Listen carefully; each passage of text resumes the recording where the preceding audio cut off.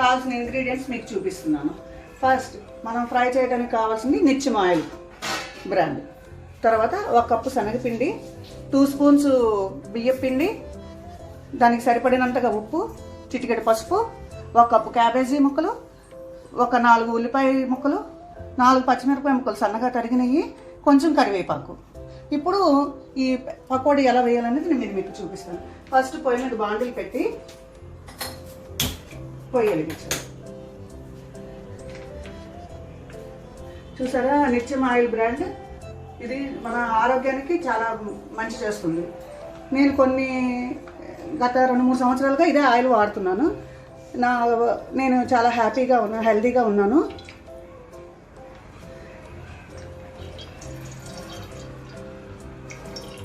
చూసారా, ఆయిల్ కూడా వాటర్ లాగా ఎంత ఫ్రెష్గా ఉందో.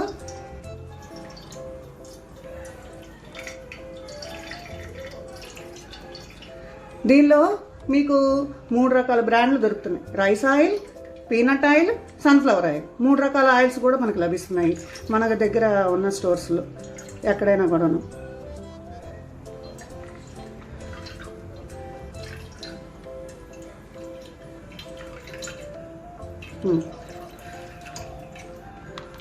ఓకే,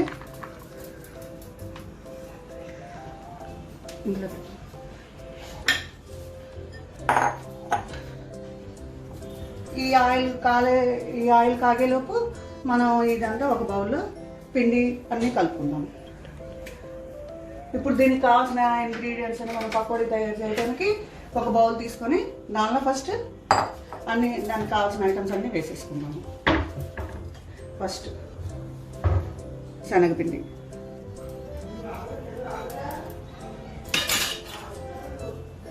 కొంచెం దానికి సరిపడగా బియ్యపిండి, చిటికెడు పసుపు, సరిపడినంత ఉప్పు, తర్వాత క్యాబేజీ ముక్కలు, ఉల్లిపాయ ముక్కలు, పచ్చిమిరపకాయలు, కరివేపాకు,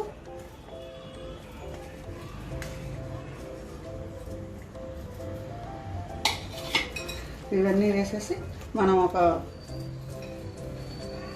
కొంచెం వాటర్ తీసుకొని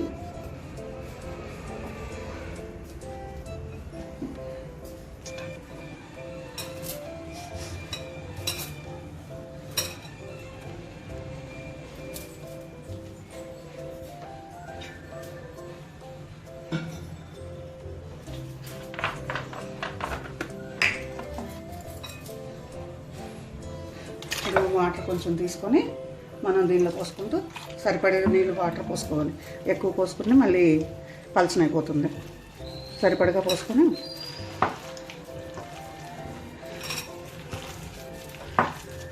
ఈలోపు ఆయిల్ కూడా కాగిపోయింది. మనం పిండి కలుపుకునేలోపు వేసేసుకుందాం.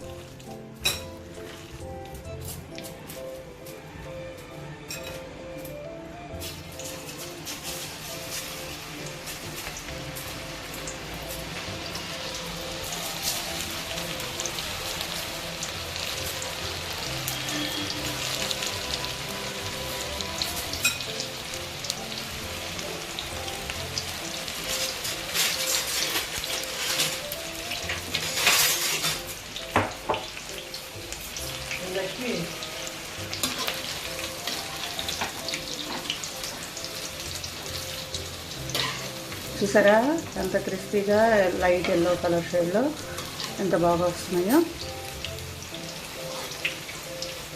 ఓకే,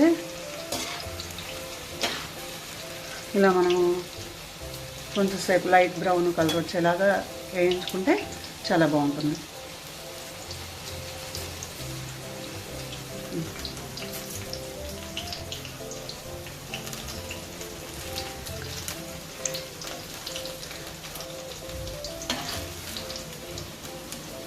ఓకే, చూసారా చాలా ఈ ఆయిల్లో మనం వేయటం వల్ల ఫాస్ట్గా ఎగుతున్నాయి, మాడిపోకుండా చక్కగా బ్రౌనిష్ కలర్లో వచ్చినాయి. ఇప్పుడు మనం వీటిని తీసేసి ప్లేట్లో పెట్టేసుకొని సర్వ్ చేసుకుందాం.